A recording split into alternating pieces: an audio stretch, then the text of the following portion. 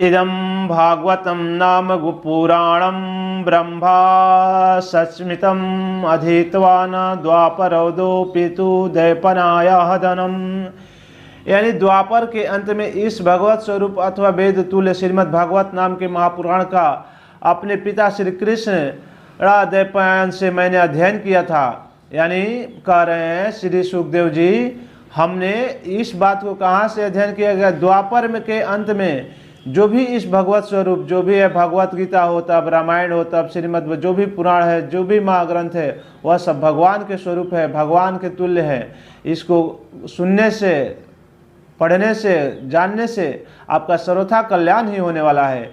वेद तुल्य श्रीमद् भागवत नाम के महापुराण अपने पिता श्री कृष्ण दैपायन से मैंने अध्ययन किया था। श्री सुखदेव जी कहते हैं, मैंने इसको अपने पिता श्री कृष्ण दैपायन से अध्ययन किया था। राजर्षि, मेरी निर्गुण स्वरूप परमात्मा की पूर्ण निष्ठा है, फिर भी भगवान श्री कृष्ण की मधुर लीलाओं की बलात् मेरे हृदय अपनी ओर आकर्षित कर लिया है।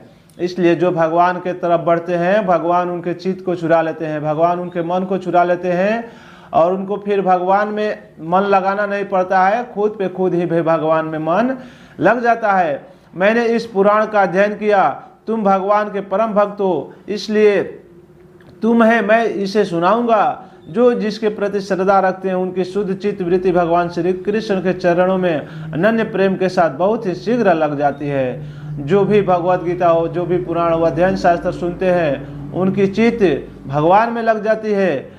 तहम तेभ्य धियास्मि महापौरुषिको भावना यस्य श्रद्धा धातमासु सया मुकुंदे मति सती। यानी जो लोग परलोक की किसी भी वस्तु की इच्छा रखते हैं या उसके विपरीत संसार में दुख का अनुभव करके जो उसे विरक्त हो गए हैं और निर्भय मोक्ष पद को प्राप्त करना चाहते हैं, उन साधकों के लिए या योगा संपन्न सिद्ध ज्ञानियों के लिए भी समस्त शास्त्रों का यही निर्णय है कि वे भगवान के नामों का प्रेम से संकीर्तन करें। यानी कोई भी हो, गृहस्थ हो तब, विरक्त हो तब, ज्ञान भाव में हो तब, जो भी व्यक्ति है, उनको यही कर्तव्य उनका है कि भगवान के नामों का प्रेम से संकीर्तन करे, भगवान का नाम ले, भगवान का गुण गाए, भगवान का यश लीला का वर्णन करे, अपने इंद्र विषय को त्याग करके, अपने इंद्र पूर्ति की इच्छा से कार्य न करके भगवान के प्रति श्रद्धा होकर कार्य करे। किम प्रमतस्य बहुभी परोक्षयर्याय नरी वरम मुहूर्तम विदितम घटेत श्रेष यत।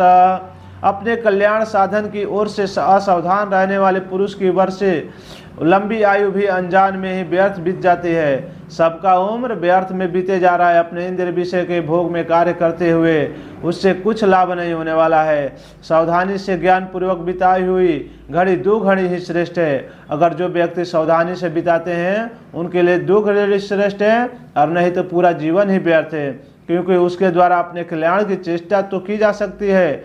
श्री सुखदेव जी परीक्षित से कह रहे हैं कि 2 घड़ी ही श्रेष्ठ है अगर भगवान के प्रति कार्य सही से किया जाए, और नहीं तो पूरा जीवन भी व्यर्थ अगर चला जाता है दूसरे का गुण गाने में, दूसरे का अपमान, दूसरे की निंदा, दूसरे का सोच, दूसरे के प्रति गलत भाव, इसी में जीवन गुजर जाता है। तो मनुष्य को चाहिए कि अपने सावधानी से ज्ञान पूर्वक बिताई गई कार्य करना चाहिए और भगवान के प्रेम रूपी नाम लेते हुए संकीर्तन करते हुए कार्य को करना चाहिए। जय श्रीमन नारायण। राधे राधे।